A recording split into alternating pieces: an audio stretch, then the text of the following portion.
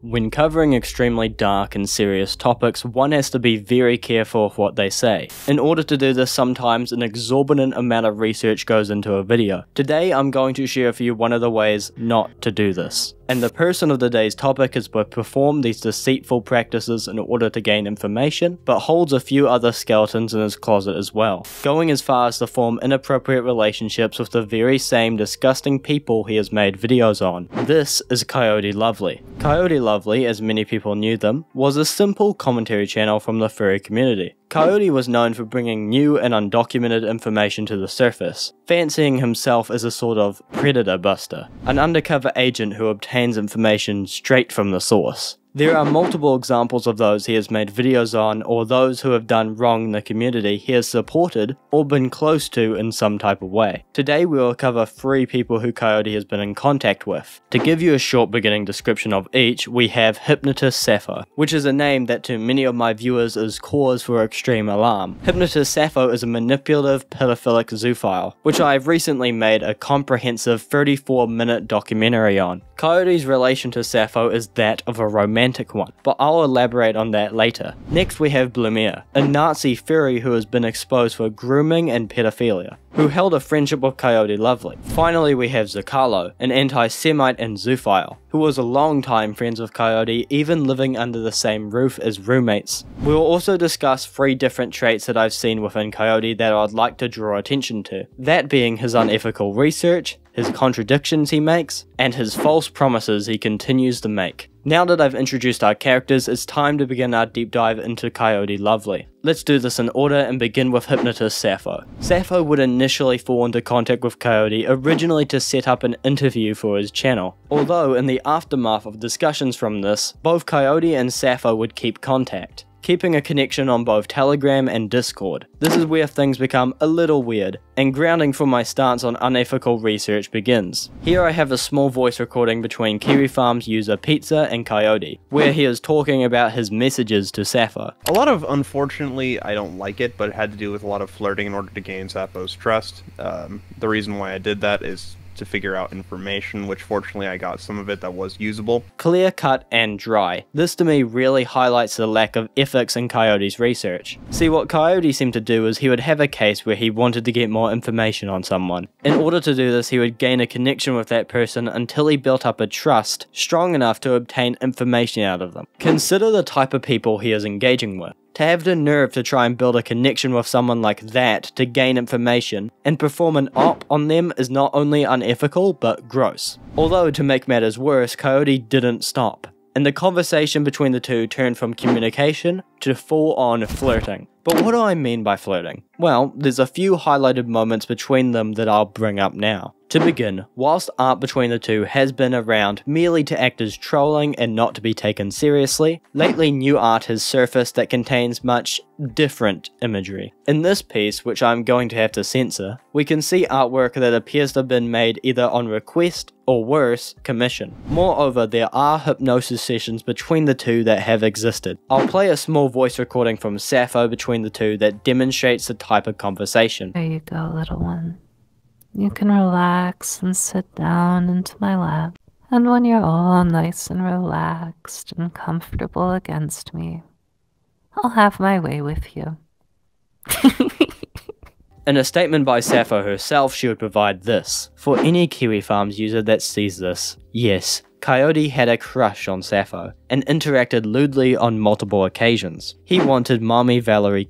All this behaviour was unknowingly happening behind the backs of the people around Coyote. In the aftermath of being confronted on his interactions with Sappho, Coyote would agree to being in a livestream interview with Cass War Fox, who I will address as Cass for convenience today. This in turn would give Coyote the chance to alleviate some of the tension surrounding his name, and would allow Coyote a platform to discuss some of the drama that was going down. Although, in the lead up to the interview, just the night before he was meant to show up, Coyote cancelled, citing events in his personal life. Apparently his brother and their partner were coming over to go out to dinner with him. On top of this, just hours before the livestream began, Coyote was seen playing League of Legends of all things. One would expect Coyote would be preparing for a livestream stream, but instead he was playing video games. This, as well as the cancellation of the interview at the last minute, didn't bode well for Coyote's image, and sure as hell didn't make him look any more professional. Despite Coyote's lack of appearance to begin with, the stream continued anyway. This is because many of the people who were going to appear on the stream to talk to Coyote could not reconfigure their timelines to reschedule the interview. After about an hour into the stream, Coyote would join the live stream, and the resulting stream would be interesting to say the least. I didn't swat anybody, so why don't you fucking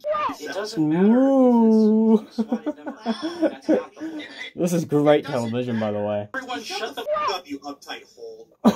Wow, okay, so here's the thing. All of you shut up or I'm being Holy fuck. Conflict aside, and believe me, there is a lot of conflict. Through Coyote's late appearance, but still an appearance nonetheless, we gather a lot of information about the reasoning for Coyote's actions. As I stated earlier, Coyote was in communication with Sappho for the purpose of conducting an op. What Coyote was doing there, and I'ma do my best to simplify this as much as I can so I don't have to explain the dynamics of the furry groups involved in the legal system of America that run chats dedicated to hunting down zoophiles and predators. How is this world real? Conducting an op in their language is gathering information to present to the legal system in hope of an arrest warrant. Again, simplifying it, that's not all that happens, it just happens a lot. Coyote was performing in secret on behalf of a group that he didn't inform. What does this mean? That means Coyote knew he was going behind people's backs and was in the wrong by flirting with Sappho. Even still, any chance for an op was blown as early as December 2022. This is because Sappho was swatted and would have been changing addresses, blowing any chance of any police involvement.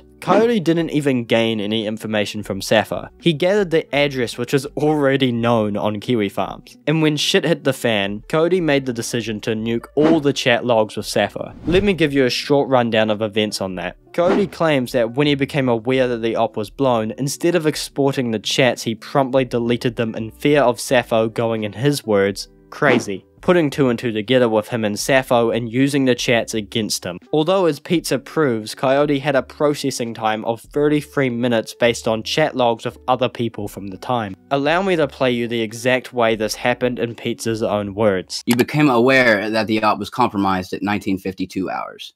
You then began conversing with Radio about why certain things had possibly occurred until 2016 hours, when you stated, I'm probably going to end up redact.deving my chats with Sappho soon. And at 20:25 hours, you state, I'm currently redact.deving my chat with Sappho.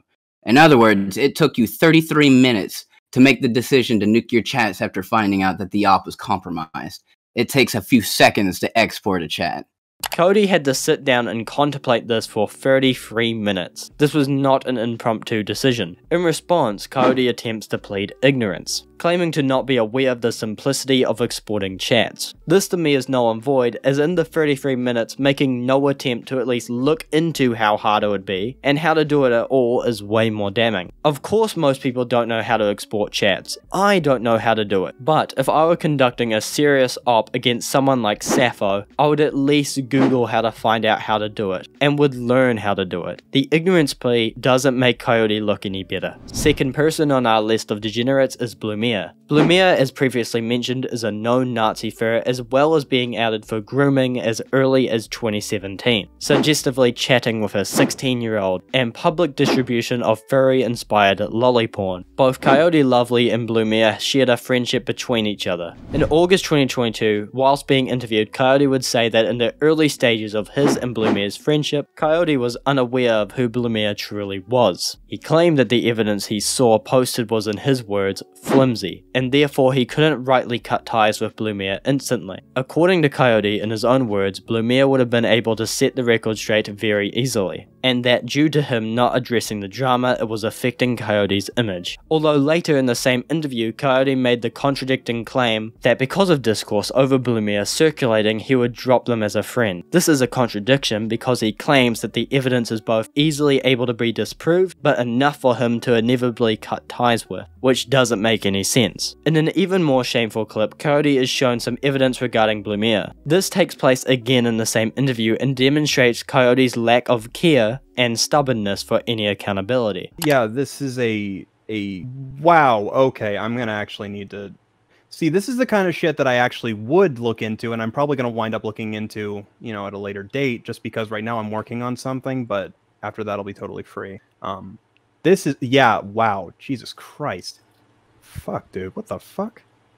Jesus. I'll allow you guys the suspicion on the legitimacy of his shocked reaction. As you heard, Coyote claimed to wish to look into Blumiere further at a later date. I should note that the interview was conducted over 6 months ago, and Coyote has provided no further comment or denunciation of Blumiere. So therefore, despite Coyote being well aware of the situation during the friendship and after the friendship, he still treated the situation as if there was nothing to look into. Furthermore, in another interview posted to YouTube by Lio Convoy in February 2023, Lio would further drill into Coyote about his actions regarding Blumiere. If somebody in your circle has heavy accusations against them, in your circle, and Blumiere was, you have an obligation, to yourself if nobody else, to look into it. Finally, we have Zrcarlo. Zrcarlo is a very deranged individual. Zrcarlo is among many things, a zoophile, a sympathizer of some of Sappho's actions, an anti-Semite, buddy-buddy with Nazi furs, not just Blumiere. In short, a very disgusting human. Now, I don't have a lot to say about Zrcarlo and Coyote because there's not a lot I can draw on, but I can say a few things in relation to Coyote. Coyote had a habit of sympathizing with bad people. A great example of this was after user Lio Convoy would call out Zrcarlo on a stream. In the aftermath of this, Coyote would comfort Zrcarlo despite the type of person that Zrcarlo is. Coyote had a habit of saying one thing and then doing another, a habit of false promises that paint Coyote as extremely pathetic. A great example is Fursky. To give the cliff notes, Fursky is a victim of abuse from their former partner. Coyote would make a promise to Fursky that he would file a police report on their behalf. Despite Coyote consistently insisting that they did in fact file that police report, no such document or evidence supporting that idea exists. In response to backlash over this, Coyote now says that, "I have no obligation to assist anybody at the end of the day," when talking about how he is not responsible for any problems revolving around Fursky as he is not involved. The thing about this is that Coyote is in fact correct. You are not responsible for other people's problems that don't involve you. However, morally speaking, lying about filing a report is shameful and doesn't paint Coyote well in the slightest. Even worse, in the interview with Cass, Coyote speaks to the victim. I'll play you a clip now of just how Coyote treats this issue and the way he speaks to Fursky. So you really don't care about the victim? No, Fursky, I don't give a fuck about you. I think you're a fucking bitch.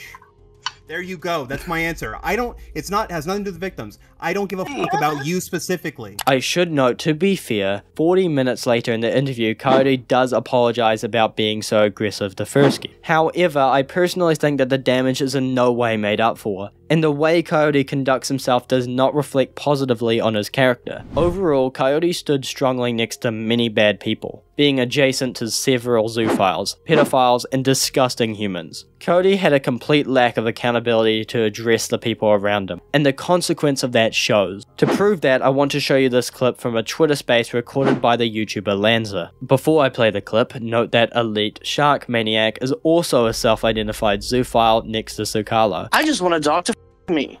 Lol. Lanza, I really forgot how I preferred Coyote Lovely over you, and this kind of reminds me why. I'm not. The note of, "This is why I prefer Coyote Lovely," to me is what really shows the consequence of Coyote being the way he is. This is the type of audience he collects. In lack of denouncing Zrcarlo or any other person he has been around for so long, this is what happens. Coyote has a complete lack of professionalism in both his research with Sappho, his addressing of victims and how he acts to people such as Fursky, and who he has been adjacent to. That is who I see Coyote as in regards to everything I've discussed today. For anyone still watching, I want you to know that I have a Twitter and recently an Instagram for the channel. Make sure to check those out in the description, and I look forward to interacting with you all. Thank you for watching, and good night everybody.